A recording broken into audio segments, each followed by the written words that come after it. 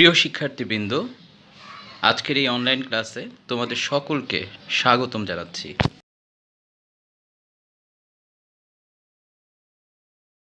আজকে আমরা 6 নাম্বার থেকে শুরু করব 5.3। ইনশাআল্লাহ আজকে আমরা এটা শেষ করে ফেলবো, আমাদের আর কোনো সমস্যা হবে না এখানে।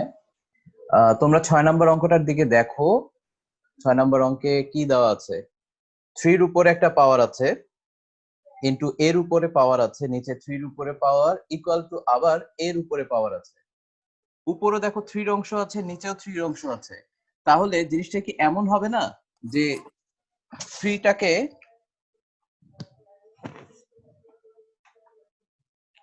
এখান থেকে ভালো করে দেখে নাও। 3টাকে যদি আমরা এখন লিখতে চাই 3x - 4, এই নিচের পাওয়ার যা আছে এটা উপরে চলে আসবে -x - 1, ওকে, ইনটু তোমার আগে থেকে আছে 2x - 5, এ পাশে আছে 2x - 5। এখন এখানে 3 এর উপরে দেখো 2x - 5 থাকে, নিচে এর উপরে 2x - 5 থাকে, তারও নিচে 2x - 5 থাকে।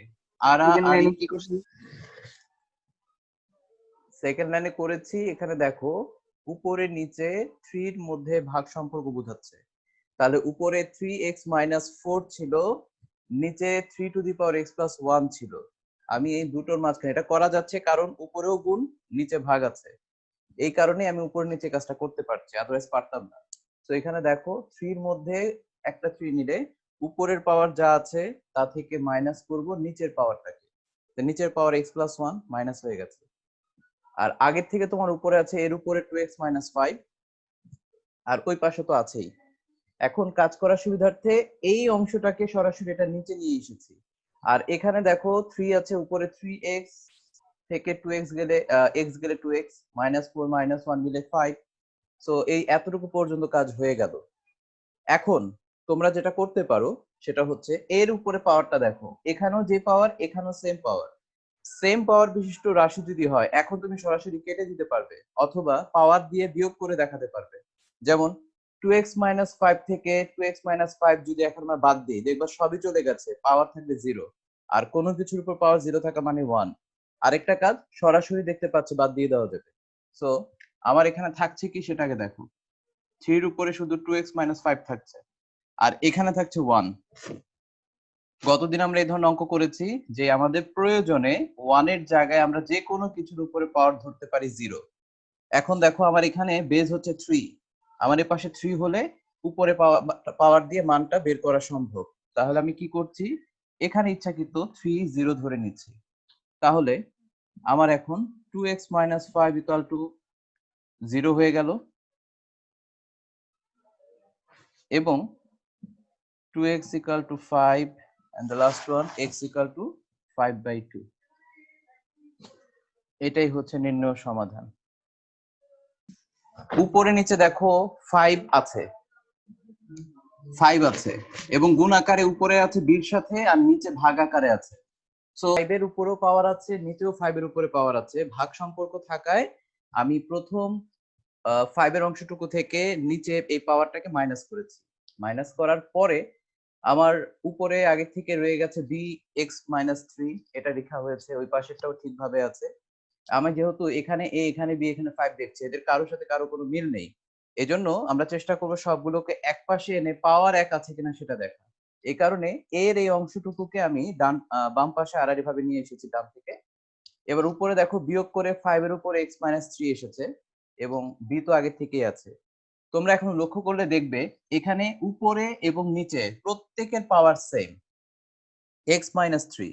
তাহলে আমরা একটা কাজ করতে পারবো, উপর থেকে 5 * b / a, এই টোটালটার উপরে আমি x - 3 ধরতে পারবো। এখান থেকে 5 এর উপরে পাওয়ার, b এর উপরে পাওয়ার, এর উপরে পাওয়ার, এই জন্য একত্র করে নিলাম। এবার এখানে আমার 1 আছে, সেই পুরাতন কথা, 1 এর পরিবর্তে এমন কিছু বেস ধরবো যার উপরে পাওয়ার দেব 0। তাহলে আমার এই পাশে বেসটা হচ্ছে 5b/a। আমি যদি এখন এখানে 5b/a⁴ ধরি, তাহলে কিন্তু আমার কাজ হয়ে যাবে, x - 3 = 0 হয়ে যাবে। So x = 3। ধরো কারো উপরে পাওয়ার দেখেছো x-2, এখানেও দেখলে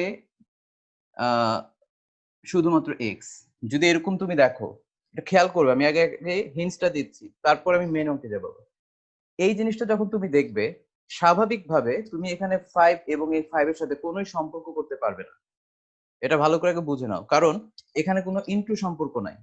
ইনটু সম্পর্ক থাকলে তুমি চাইলে কি করতে পারতে, এই 5 দুটোর মাঝে কমন নিয়ে পাওয়ারের মধ্যে যোগ করতে পারতে, এমনকি ভাগ থাকলেও বিয়োগ করতে পারতে। কিন্তু যেহেতু প্লাস মাইনাস স্বাভাবিক সরল অঙ্কের মতো যখন থাকবে, তখন তুমি এই কাজটা করতে পারবে না। তখন আমরা যে প্রসেসটা করি সেটা হচ্ছে এর পূর্বাবস্থায় নিয়ে যাই। খেয়াল করবে কিন্তু এখানে 5 এর পাওয়ার 2টা ছিল, পরবর্তীতে দুইটাকে একত্র করে 5 টু দি পাওয়ার x-2 করা হয়েছে। তাহলে আমি যদি এখন এই জিনিসটাকে আলাদা করে লিখি, একটু খেয়াল করবে, এটা করতে পারি কিনা? হ্যাঁ, মানে এটা পূর্বের অবস্থায় নিয়ে গেলাম, কোত্থেকে এসেছে সেরকম ভাবে চিন্তা করতে হবে। পাশেরটা এখন থাকুক, এটা জাস্ট বোঝানোর জন্য। আমরা জানি কারো উপরে পাওয়ার মাইনাস থাকা মানে তার সম্পূর্ণ অংশটা নিয়ে যেতে হয় নিচে, ইনভার্সের নিয়ম। তাহলে জিনিসটা এরকম থাকলো। এরপর অঙ্কটা কি করব না করব তখন আমরা বুঝতে পারবো, যে তখন এরকম অংশ থাকলে সেম সেম উপাদান যদি দেখা যায়, তখন এটাকে এ বা কোনো অন্য কোনো একটা উপাদান ধরে তারপর অঙ্ক করলে অঙ্ক করার কাজটা এগিয়ে যায়। আমি এটা এক পক্ষ করেছি, পাশে অবশ্যই সমান চিহ্ন দিয়ে কিছু থাকবে, কিন্তু প্রসেসটা বললাম কিভাবে ভাঙাতে হবে। একই নিয়মে কয়েকটি উদাহরণ আমরা এখানে দেখে নেব। তোমরা মনোযোগ সহকারে উদাহরণগুলো দেখে নাও।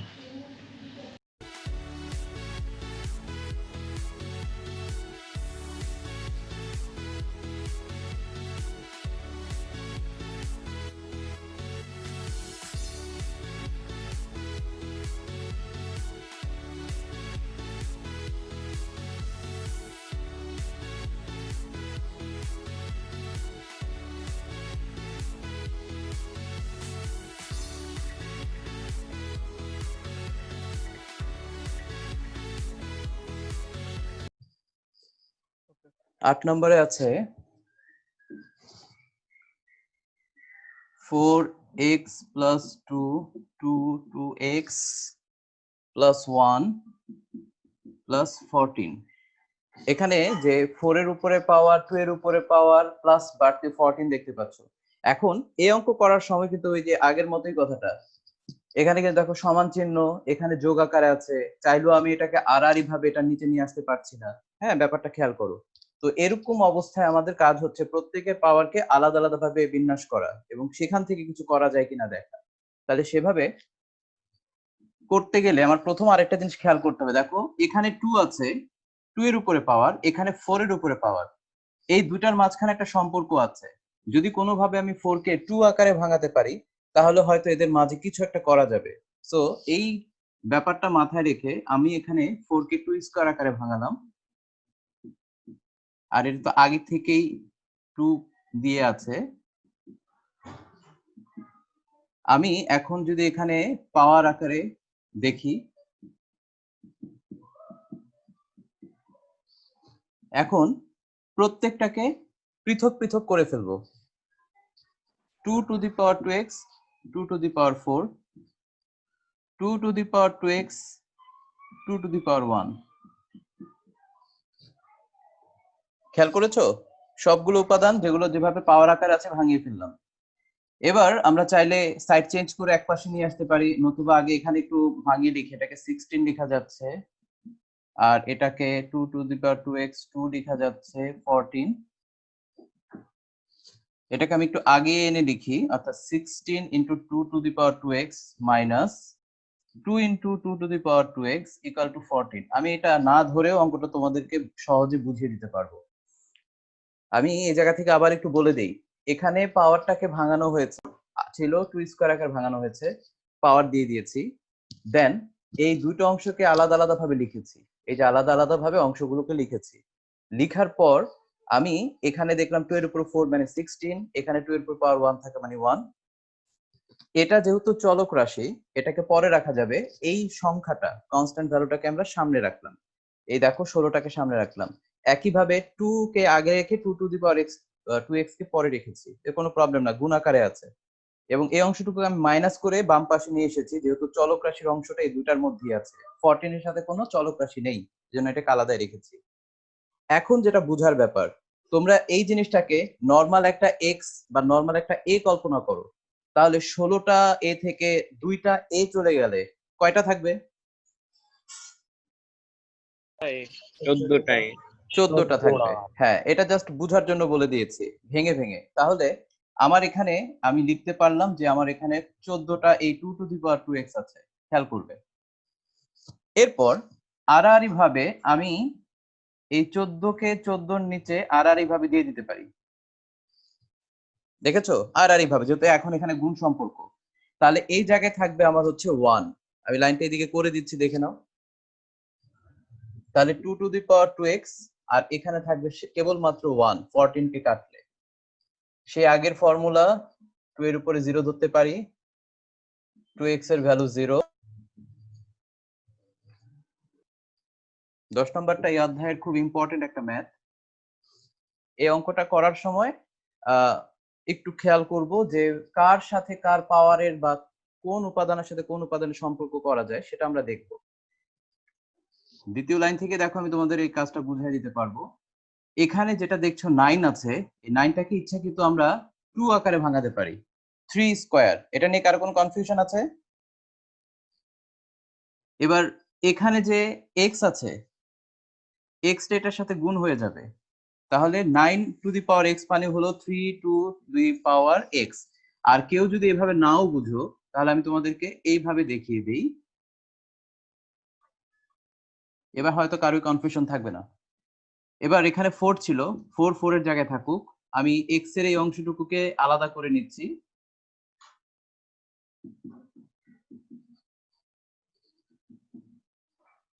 আরেকটা লাইন দেখো, তোমাদের জন্য একটু বুঝায় দেওয়ার জন্য আমি একটা কাজ করছি। দেখো, ভেতরের পাওয়ারটাকে বাইরে নিয়েছি, বাইরের পাওয়ারটাকে ভেতরে নিয়েছি। এটা নেওয়া যাবে কারণ দুটোটার মধ্যে গুণ সম্পর্ক। x এর সাথে 2 গুণ আছে, 2 এর সাথে x এর গুণ আছে, সো আটপিচ করা যাবে। কেন করলাম সেটা একটু পরে দেখবে। এটা ইনভার্সের নিয়মে 1/3 হয়ে যায়, লিখে রাখলাম।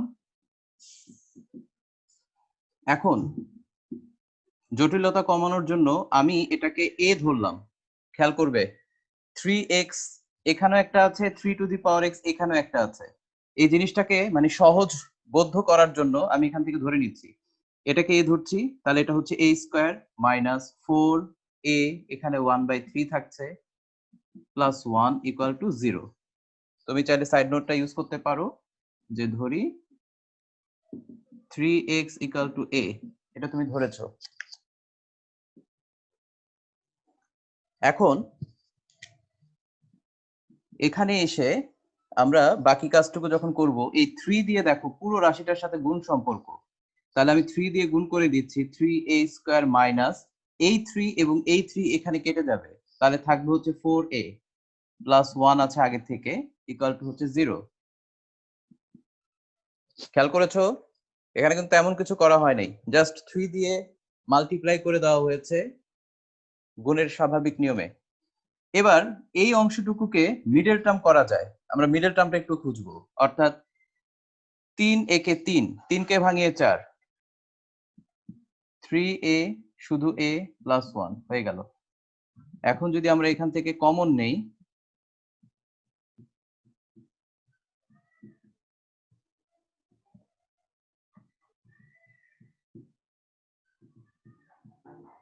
তোমরা দেখো এখানে তেমন কিছু বলার নাই। মিডল টার্মের সাধারণ নিয়মে আমি মিডল টার্ম করে ফেলেছি, কিন্তু কাজটা করতে হবে এখন যে এদের প্রত্যেকের আলাদা আলাদা মান বের করতে হবে, হয় অথবা করে।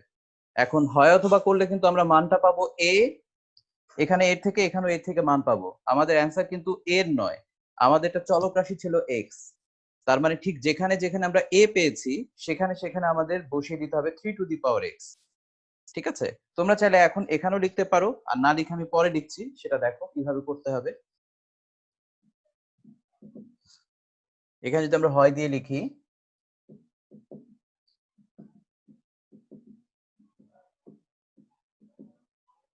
এখানে চাইলেই আমরা 3 এর উপরে 0 ধরতেই পারবো, একটা বেরিয়ে গেল। দেন নেক্সট অথবা, অথবা হলো 3a minus 1 equal to 0।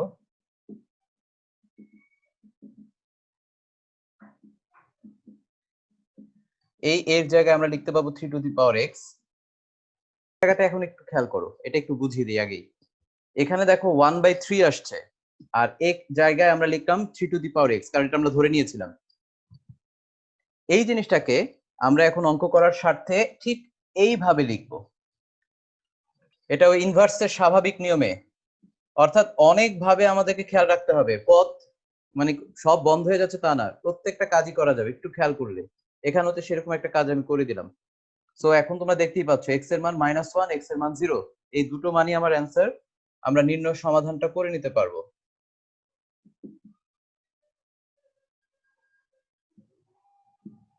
Zero আর -1, তো আমাদের এখানে 4 1 + x 4 1 - x = 10, ঠিক আছে।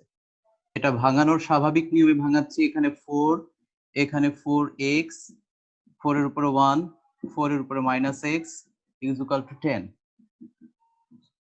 4 এখানে 4 স্বাভাবিক, কিন্তু এখানে 4 টু দি পাওয়ার -x যেটা দেখতে পাচ্ছি, মাইনাস যেহেতু আছে এজন্য এটা নিচে চলে আসবে শুধু এইভাবে = 10।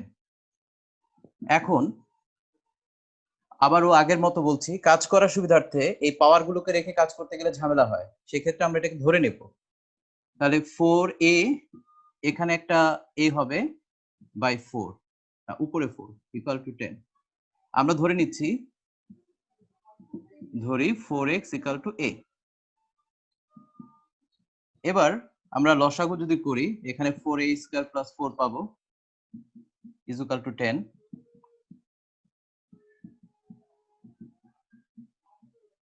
আবার এখানে সাজালে একটা মিডল টার্ম হয়ে যাবে, সে অবস্থায় সাজিয়ে নিলাম।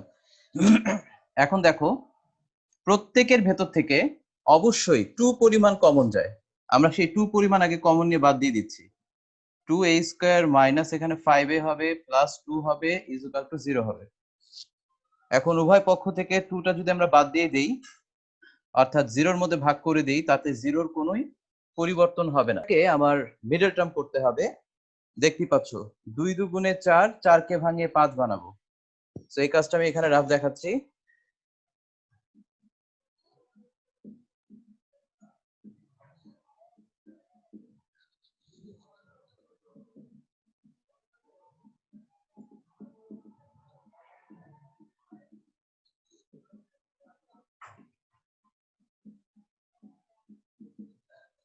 তাহলে আমি এখন যদি হয় অথবা করি,